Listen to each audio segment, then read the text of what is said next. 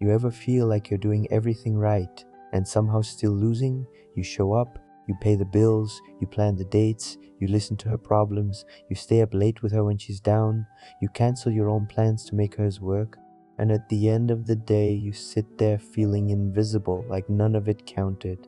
I get these messages more often than you'd believe. 2M texts from men who can't sleep, anonymous confessions from guys who are exhausted, frustrated, worn down to the bone. She just keeps taking my time, my money, my energy, my attention, my everything. And what do I get back? Nothing. Maybe you felt that. Maybe you're living it now. You're trying to hold it all together, but it's breaking you down. You're pouring out more than you have, just hoping you'll finally be seen, finally be appreciated, finally be enough.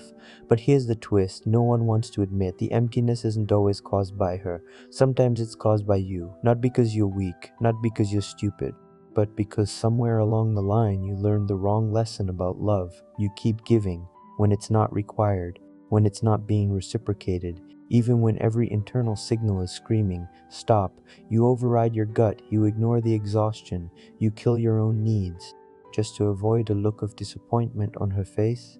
And then you wonder why she keeps taking. You're stuck in a loop, a cycle where the more you give, the less valued you feel, where every yes chips away at your self-worth, where the harder you try to prove your love, the more invisible you become. And no, this doesn't mean she's evil. It doesn't mean she set you up. It doesn't even mean she's doing it on purpose. It means you trained her. You built the pattern. You set up the game where the only winning move is to keep giving more and more and more until you're drained, bitter, done. Then resentment grows. You start feeling used, disrespected, maybe even ashamed. But here's the brutal truth. You weren't taken advantage of. You volunteered. You kept giving, even when you were getting nothing back. You went all in without checking if she was even playing the same game, and now you're wondering why she holds the power. This isn't about blaming her. This is about reclaiming you, your time, your values, your voice. Because until you stop giving just to be chosen, until you stop bleeding out to keep the peace, you keep ending up in the same place, empty, angry, and confused. You're not alone, but you do need to wake up before you collapse under the weight of trying to earn what should have been mutual from the start. Let me explain something that will shift how you see every relationship you've ever had. It's not complicated, it's actually painfully simple, but most men never grasp it. People accept what's freely offered. That's not greed, that's not manipulation, that's just human nature operating exactly as designed. Think about this.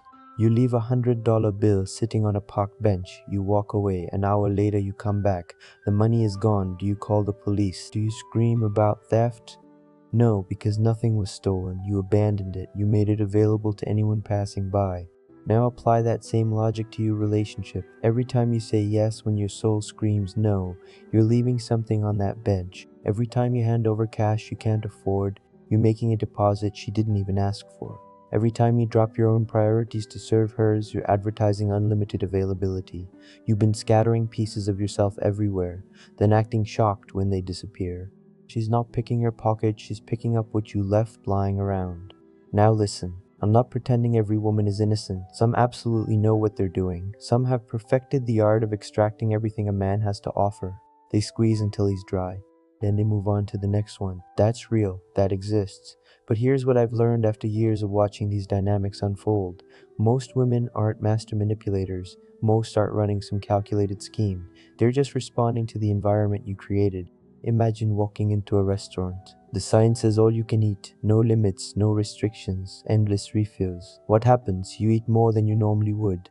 Not because you're greedy, not because you're a bad person. The setup encouraged it, the structure invited excess. You built that restaurant in your relationship. You hung the all-you-can-eat sign yourself. You told her there were no limits. Now she's filling her plate again and again and again, and you're standing in the corner, arms crossed, jaw tight, thinking how could she do this to me? But she's just doing what the situation allows. You designed the buffet, you stocked it daily, you never closed the doors, you never posted a limit, you never said enough. The taking isn't the problem. The taking is just the natural response to your offering. If you want different results, you need different rules. Not rules for her, rules for yourself. Because right now, You're running an open door policy on your own life. Anyone can walk in, anyone can take, and you keep wondering why your shelves are always empty. Stop blaming the customers. Start examining the store you built. When you change the structure, you change the behavior. When you stop offering everything for free, people start treating your value differently. It begins with you recognizing what you've been doing all along. Let me strip away the lie you've been telling yourself, the story that makes you feel noble, the narrative that paints you as the generous hero. You think you're being kind, you think you're being loving, you think all this giving comes from a good heart. It doesn't. It comes from fear. Real generosity has edges. Real kindness knows when to pause. Real love doesn't drain the person giving it. What you're doing is different. You're not giving because it brings you joy. You're giving because you're terrified of what happens if you stop. Let me show you how this works inside your own mind. You think about setting a limit, maybe saying no to something small, maybe pushing back on a demand that feels unreasonable, and immediately your brain starts running scenarios, dark ones. You picture her face falling, you hear her voice turning cold, you feel the temperature drop in the room. Maybe she gets loud, maybe she cries, maybe she shuts down completely and freezes you out for days. Maybe she says something that cuts deep. Something about how you never cared, how she can't rely on you, how you're just like everyone else who disappointed her. Your body tightens, your chest gets heavy, your mind races toward one conclusion: avoid this at all costs. So you give in, you say yes, you hand over whatever she wants, and for a moment you breathe. The storm passes, you soften, things feel okay again. But you just made a devastating trade. You exchanged your self-respect for temporary peace. You sold your boundaries for a few hours of calm, and worse than that, you taught her something. You showed her exactly how to get what she wants from you. Apply pressure. Watch him fold. She didn't learn this from a book. She learned it from you, from every time you caved, from every limit you abandoned, from every no that became yes the moment she pushed harder. This isn't evil on her part. This is just pattern recognition. Humans repeat what works. You spent months or maybe years reinforcing this cycle. Every time she escalated and you submitted, the pattern grew stronger. Now it runs on autopilot. She doesn't sit around planning how to control you. She doesn't need to. The playbook is already written. You wrote it together. Pressure leads to reward. Emotion unlocks compliance. Discomfort makes him bend, and you keep wondering why nothing changes. Nothing changes because you keep responding the same way. You keep fearing her reactions more than you value your own peace. You keep prioritizing her comfort over your sanity. That's not love, that's hostage negotiation, and you're the one who handed over the leverage. Until you're willing to let her be upset without rushing to fix it, you'll stay trapped in this loop forever. Let me dig into the wound you've been avoiding, the one buried beneath all that people-pleasing, the one driving every desperate decision you make. You're not just afraid of her reaction, you're afraid of something much bigger. You're afraid of being alone. Strip away all the excuses, remove every justification. What remains is raw terror. The terror that says if she goes, nobody else will come. That whispers you're not attractive enough, not successful enough, not interesting enough to start over. That screams this woman right here is your only chance at love. So you cling, you accommodate, you tolerate things that should be intolerable. Because somewhere deep inside, a voice keeps repeating the same devastating lie. Without her, you are nothing. This is scarcity mentality, and it's poisoning everything you do. Scarcity mentality convinces you that love is limited, that good women are rare, that if this one walks away, the door closes permanently behind her. So you negotiate like a man with no leverage. You accept terms no self-respecting person would accept. You give away everything because losing something feels worse than losing yourself. But here's what scarcity mentality hides from you. Your desperation is visible. She can feel it. Every time you chase too hard, every time you apologize for things that weren't your fault, every time you abandon your own needs to satisfy hers, she senses a man who believes he has no options, and that belief changes how she treats you. When someone knows you won't leave, they stop trying to make you stay. When someone knows you'll accept anything, they stop offering their best. Your fear of losing her is actually making you lose her respect. She doesn't see a devoted partner. She sees a man afraid of his own shadow. A man who needs her more than he wants her. A man whose love feels less like a choice and more like a compulsion. That's not attractive, that's suffocating. You know what draws people closer? A man who stays because he wants to, not because he's terrified of the alternative. A man who clearly has a life beyond her, friends who value him, goals that excite him, a future that exists with or without her in it. That man gives differently. His presence feels like a gift because it's freely chosen. His love feels valuable because it could go elsewhere but doesn't. He doesn't cling, he doesn't chase, he doesn't sacrifice himself on the altar of her approval, and paradoxically that makes her want him more. Your scarcity mentality is a self-fulfilling prophecy. You act desperate because you feel you have no options.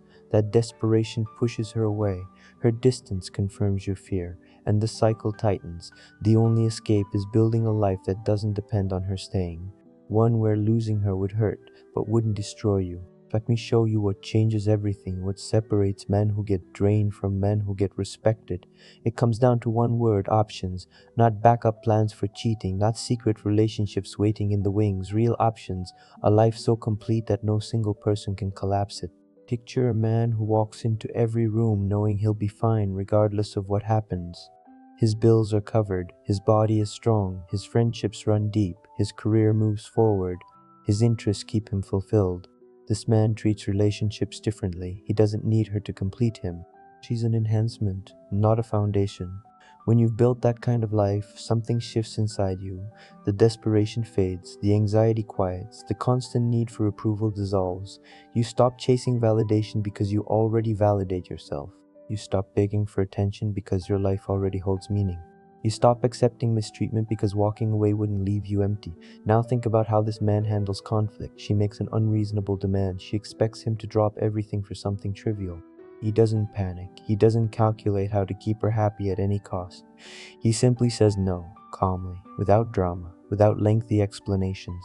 And then he continues living his life. No guilt spiral, no sleepless nights wondering if he made a mistake, no frantic attempts to smooth things over. Just a man who knows his worth and acts accordingly. Compare that to how you currently operate. Every request feels urgent. Every demand feels mandatory.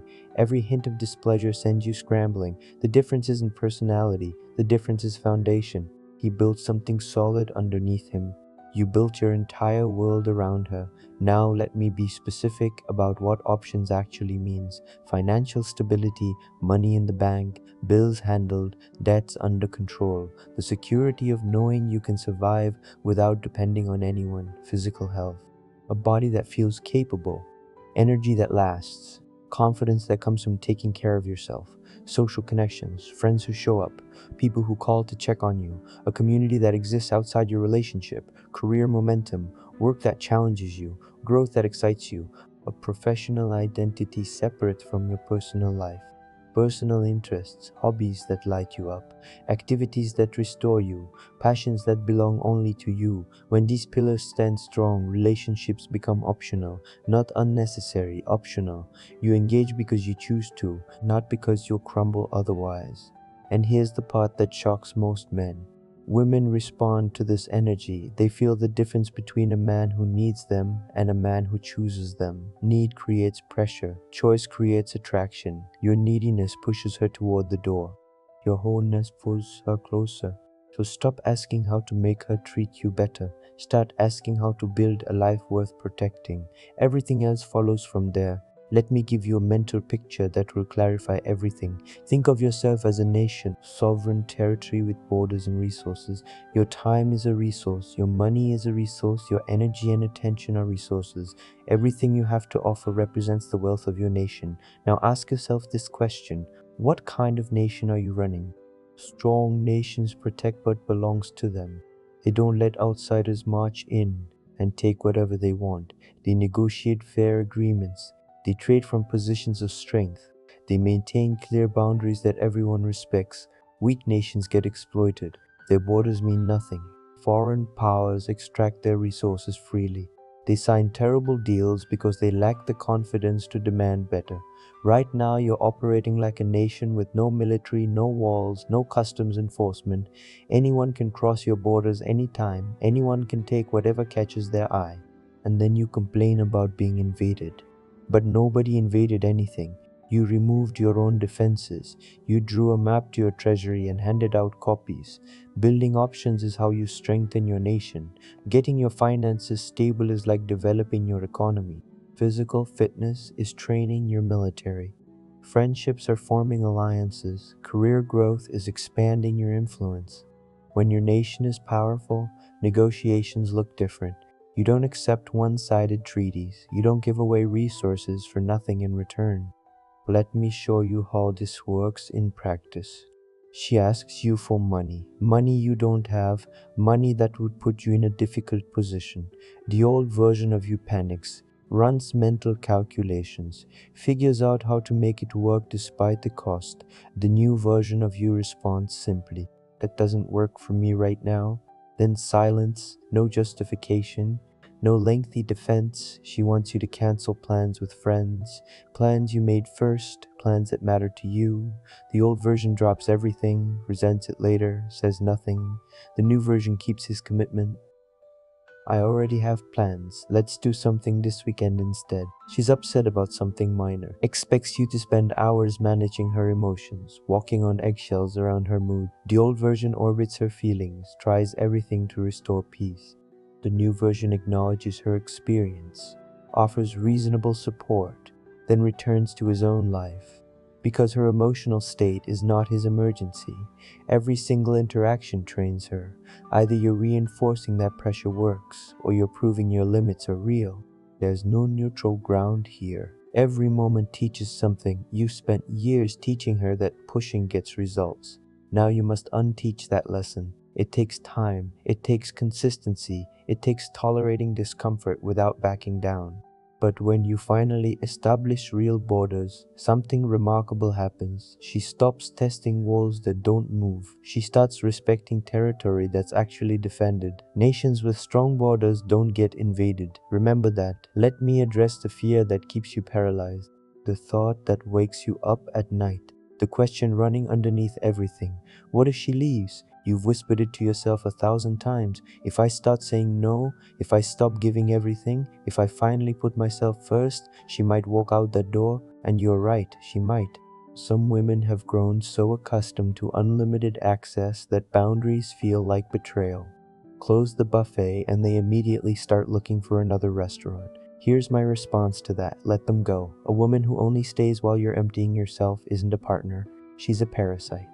She's not connected to you. She's connected to your resources. That's not a relationship. That's an arrangement. And you're getting the worst end of it. Think about what you're actually afraid of losing. Her presence? Or just the idea of having someone?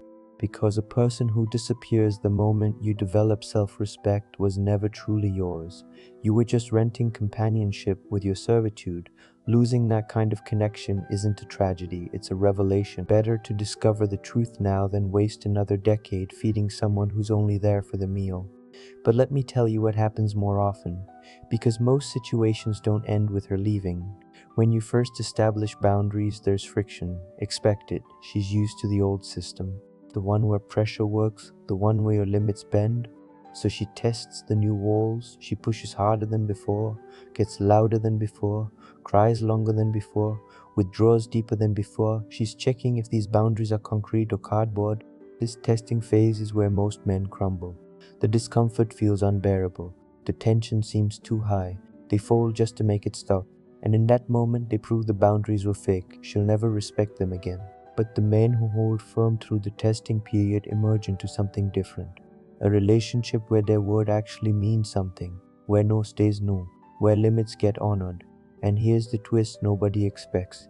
After the testing passes, she often becomes more attracted, more respectful, more giving herself, not because you became mean, but because you finally became someone worth respecting, a man with backbone, a man who values himself, a man she can't push around. That's what women actually want, even when they fight against it initially. The pushback isn't proof that boundaries are wrong.